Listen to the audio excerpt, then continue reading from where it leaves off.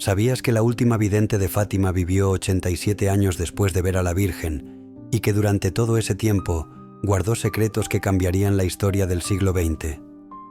En este vídeo vas a descubrir qué pasó realmente con Sor Lucía después de las apariciones de Fátima, su vida secreta en conventos de España, las nuevas apariciones que tuvo, su relación íntima con Juan Pablo II, y también vamos a resolver el misterio que muchos de vosotros nos habéis comentado en TikTok.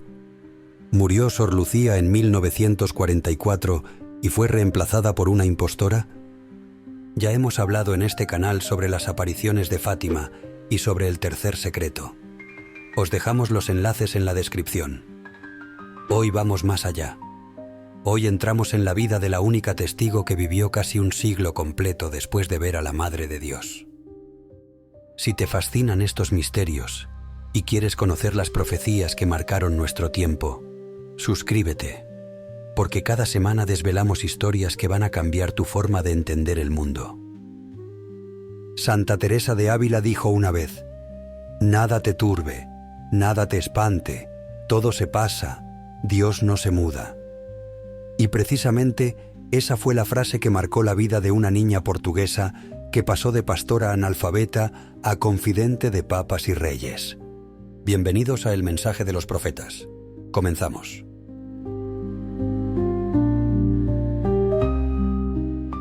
Lucía dos Santos nació el 22 de marzo de 1907 en Aljustrel, una aldea tan pequeña que ni siquiera aparecía en los mapas de Portugal. Era la menor de 7 hermanos. Su madre, María Rosa, era conocida en el pueblo por 2 cosas: su fe inquebrantable y su dureza de carácter. Lucía era la favorita, la mimaban, la adornaban, la llevaban a todas las fiestas. Le encantaba bailar. Tenía ese don natural para el baile que hacía que todo el mundo la mirara. Sus hermanas la vestían con faldas plisadas, cinturones de encaje y sombreros con plumas de colores. Era vanidosa. Lo reconocería ella misma años después. Pero a los 6 años, algo cambió. Hizo su primera comunión. Y según ella misma escribió en sus memorias, sintió que Dios le dijo en lo más profundo de su corazón: «La gracia que hoy te ha sido concedida permanecerá viva en tu alma, produciendo frutos de vida eterna». ¿Te das cuenta? Lucía ya sentía que algo la estaba preparando para una misión, pero aún no sabía cuál. A los 7 años la pusieron a cuidar ovejas. Dejó de bailar, dejó los adornos. Se volvió seria, callada, reflexiva. Sus compañeras la buscaban para jugar, pero ella prefería estar sola o con sus 2 primos pequeños, Francisco y Jacinta Marto. Esos 3 niños, 10, 9 y 7 años, fueron los elegidos. En 1916, cuando Lucía tenía apenas 9 años, vieron por primera vez al Ángel de la Paz. No una, sino 3 veces. El ángel les enseñó oraciones que aún hoy se rezan en todo el mundo. Dios mío, yo creo, adoro, espero y os amo. Y luego vino 1917. Entre mayo y octubre de ese año, la Virgen María se apareció 6 veces en la Cova da Iria. Ya hemos hablado de esto en nuestro canal. Pero lo que no te hemos contado es cómo esas apariciones destruyeron la vida de Lucía tal como la conocía. Su madre no le creía. La golpeaba con la escoba. La llamaba mentirosa. Sus hermanas la despreciaban. El cura del pueblo pensaba que era cosa del demonio. La policía la metió en la cárcel junto con Francisco y Jacinta, amenazándolos con matarlos si no revelaban el secreto. Y aquí empieza el verdadero sacrificio de Lucía: vivir sabiendo algo que no puede contar. Si estas conexiones entre profecías y vidas de santos te están sorprendiendo tanto como a nosotros, suscríbete porque lo que viene a continuación es aún más revelador.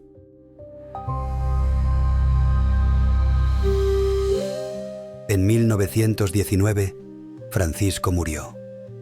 Tenía 10 años.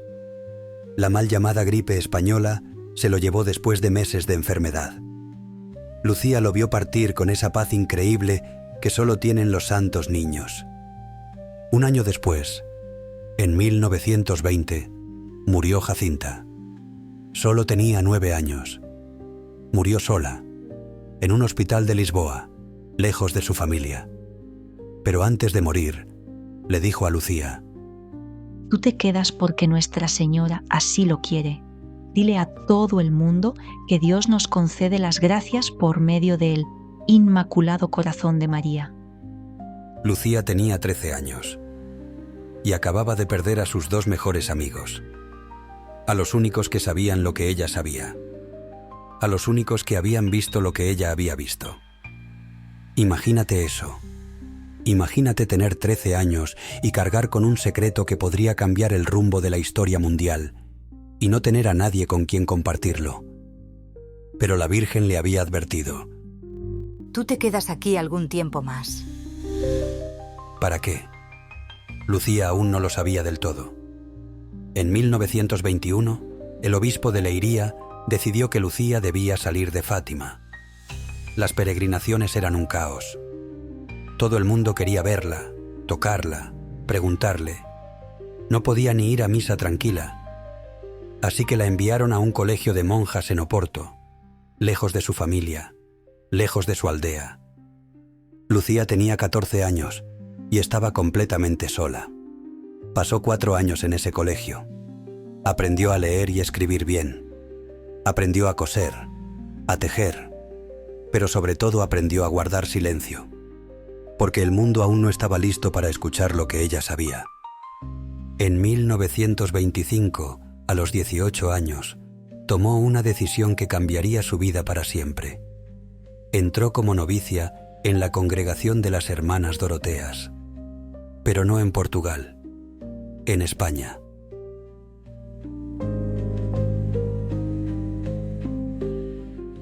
Esto es algo que muy poca gente sabe.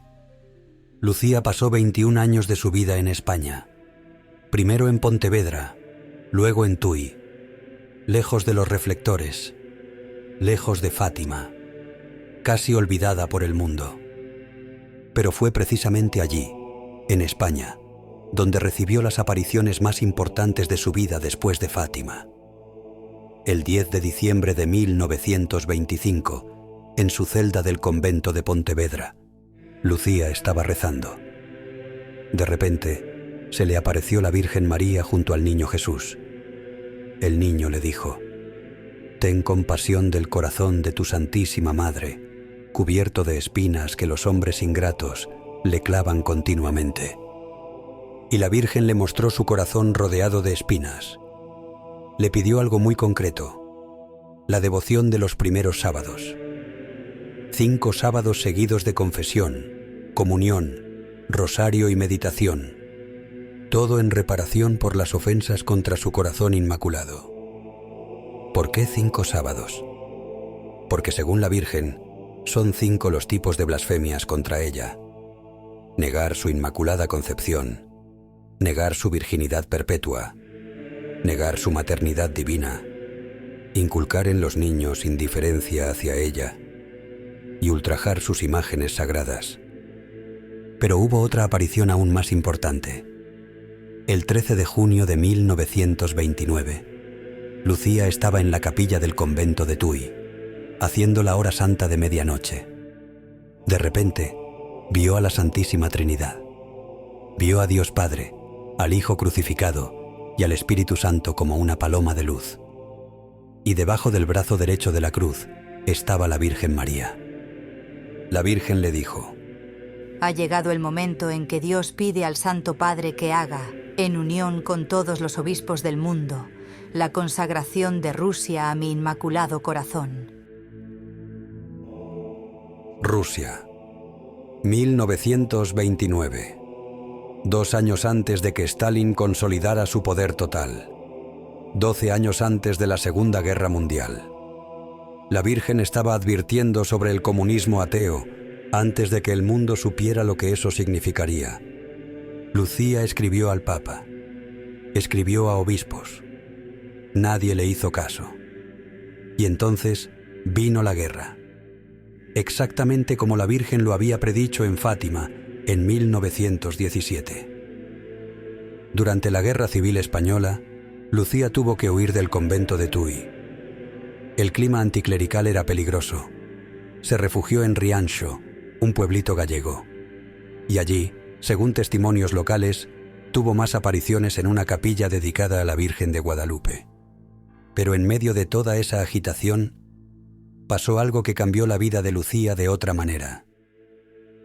En febrero de 1945, un sacerdote español fue a visitarla a Tui. Se llamaba José María Escrivá de Balaguer, fundador del Opus Dei. Lucía le dijo que llevara su obra a Portugal. Él le respondió que no tenía pasaportes. ¿Sabes qué hizo Lucía? Llamó a Lisboa y consiguió los documentos en cuestión de horas. Una monja de clausura moviendo los hilos del poder eclesiástico.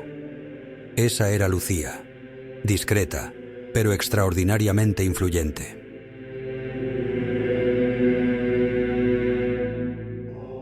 En 1946, Lucía volvió a Portugal. Tenía 39 años.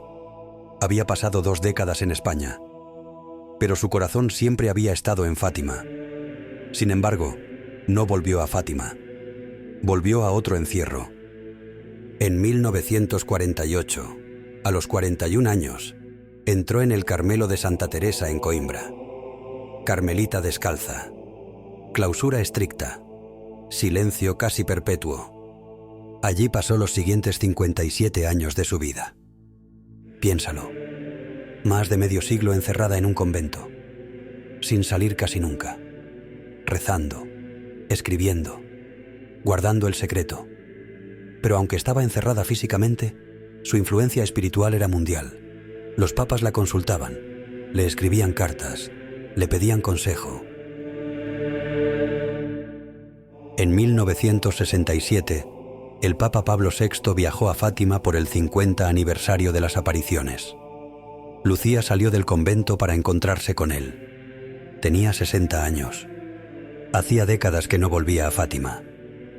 Pero fue con Juan Pablo II con quien Lucía tuvo la conexión más profunda. En 1981, el Papa fue víctima de un atentado en la Plaza de San Pedro. Una bala lo alcanzó, casi matándolo. ¿Sabes qué fecha era? 13 de mayo. El mismo día en que la Virgen se apareció por primera vez en Fátima, 64 años antes. Juan Pablo II estaba convencido de que la Virgen de Fátima le había salvado la vida. Pidió leer el tercer secreto, y cuando lo leyó, pidió hablar con Lucía. En 1982, viajó a Fátima. Se encontró con Lucía durante 12 minutos. Nadie sabe exactamente de qué hablaron. Pero después de ese encuentro, Juan Pablo II consagró el mundo al Inmaculado Corazón de María. Lucía confirmó años después que esa consagración había cumplido lo que la Virgen pidió en 1929. Y poco después, en 1989, cayó el muro de Berlín. La Unión Soviética colapsó. El comunismo ateo perdió su poder, exactamente como la Virgen lo había prometido. En el año 2000, Juan Pablo II volvió a Fátima, esta vez para beatificar a Francisco y Jacinta. Y Lucía estaba allí. Tenía 93 años. Era la última vez que saldría del convento. La foto de ese encuentro entre el Papa y Lucía es una de las imágenes más conmovedoras del catolicismo moderno. 2 personas que habían sufrido tanto, que habían guardado tanto, que habían rezado tanto el uno por el otro. Y entonces comenzó la cuenta atrás.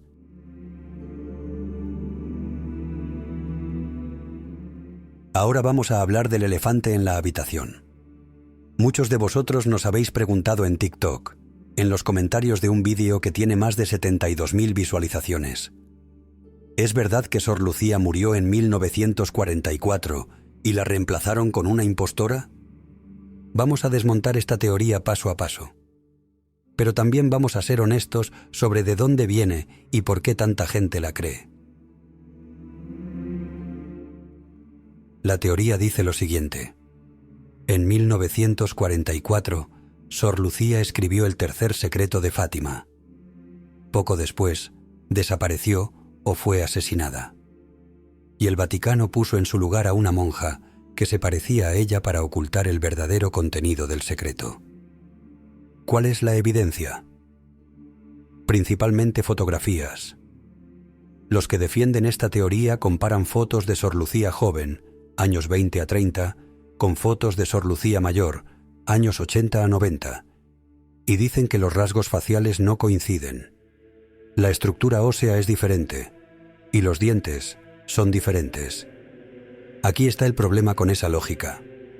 Comparan una mujer de 30 años con una de 90. ¿Has visto fotos tuyas de hace 20 años? ¿Te pareces exactamente igual? Ahora imagina 60 años de diferencia.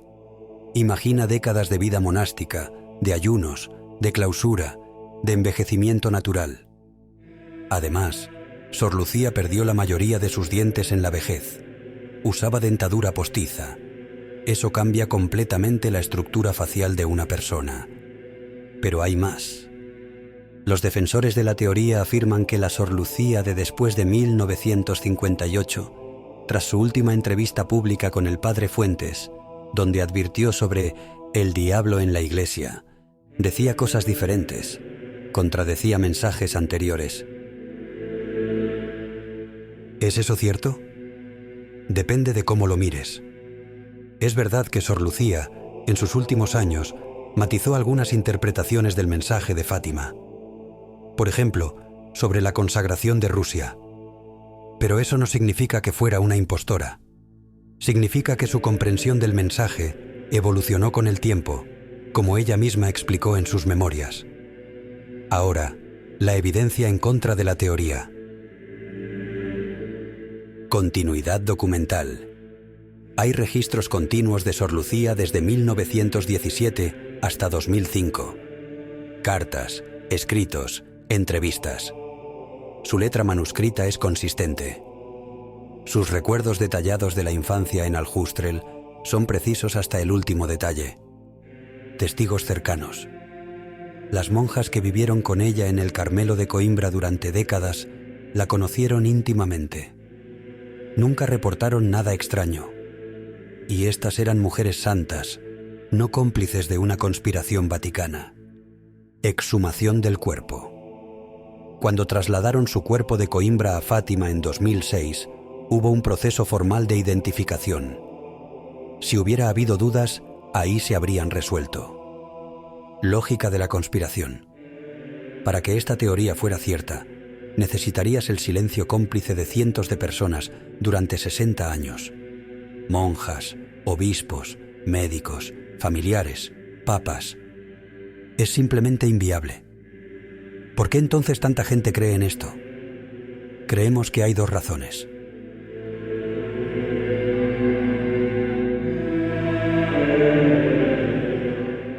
Primera, el tercer secreto decepcionó a muchos. Cuando finalmente se publicó en el año 2000, mucha gente esperaba profecías apocalípticas, revelaciones sobre el fin del mundo. Y lo que obtuvieron fue una visión simbólica sobre el sufrimiento de la Iglesia en el siglo XX. Para algunos, eso fue una decepción. Así que prefirieron creer que el verdadero secreto sigue oculto. Ahondamos más en este misterio en nuestro análisis sobre el tercer secreto de Fátima, que puedes ver en el canal y te dejamos en la descripción. Segunda, Sor Lucía vivió demasiado tiempo. 97 años. Eso significa que pasó de ser una niña visionaria en 1917 a ser una anciana en pleno siglo XXI. Esa longevidad la convirtió en un puente entre dos mundos completamente diferentes. Y para algunos, eso es difícil de procesar. Pero la realidad es más sencilla y más hermosa. Sor Lucía fue exactamente quien dijo ser. Una mujer sencilla que vio cosas extraordinarias y pasó el resto de su vida tratando de cumplir la misión que le fue encomendada.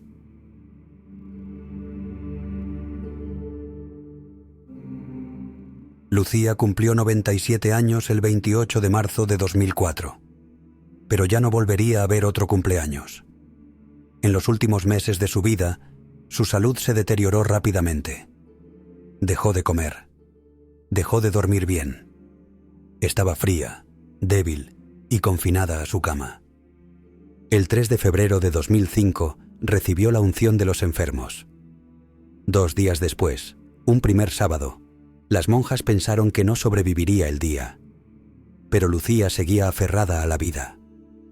El 8 de febrero recibió la absolución de su confesor. Al día siguiente, el 9 de febrero, recibió la Sagrada Comunión por última vez. Después de eso, no pudo tragar nada más, ni siquiera agua. Pero lo más conmovedor es esto. Las últimas palabras de Sor Lucía fueron el 10 de febrero.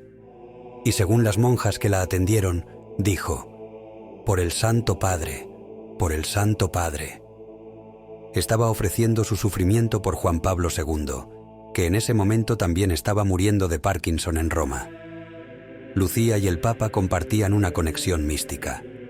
Rezaban el uno por el otro, sufrían el uno por el otro, y ambos estaban llegando al final de sus vidas al mismo tiempo.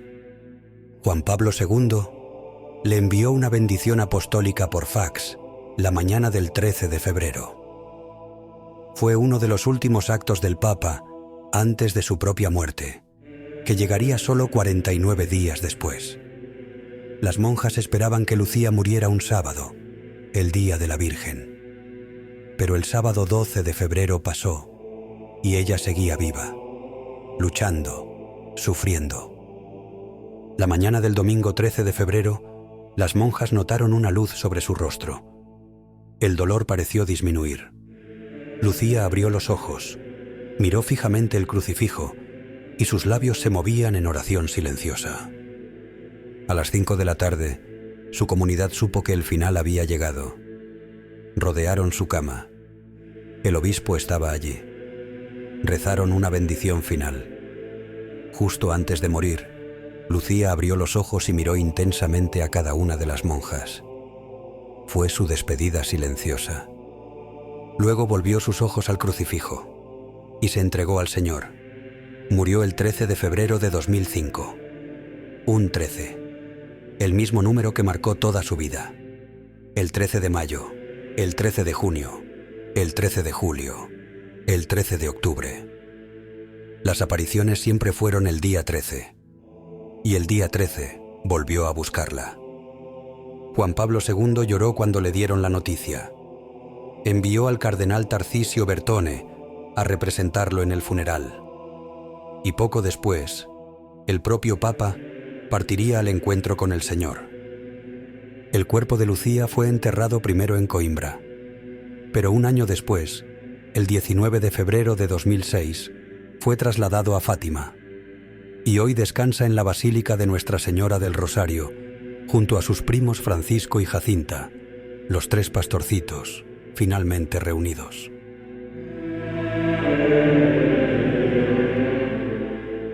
Hemos caminado por la vida de una mujer extraordinaria que vivió en la sombra para que la luz de un mensaje pudiera brillar. Hemos visto cómo una niña pastora se convirtió en confidente de papas, cómo guardó secretos que cambiaron el curso de la historia, cómo sufrió en silencio durante casi un siglo para cumplir una misión que le fue encomendada cuando solo tenía 10 años. Y hemos desmontado una leyenda que, aunque fascinante, no resiste el peso de la evidencia. Sor Lucía nos enseña algo profundo, que las profecías no son sobre predecir el futuro, sino sobre transformar el presente. Ella no pasó 87 años esperando que se cumplieran las profecías. Pasó 87 años rezando, sacrificándose, intercediendo para que la humanidad pudiera cambiar su rumbo. Si este viaje por la vida de Sor Lucía te ha conmovido tanto como a nosotros, suscríbete porque en próximos vídeos vamos a desentrañar otros misterios que está marcando nuestro tiempo.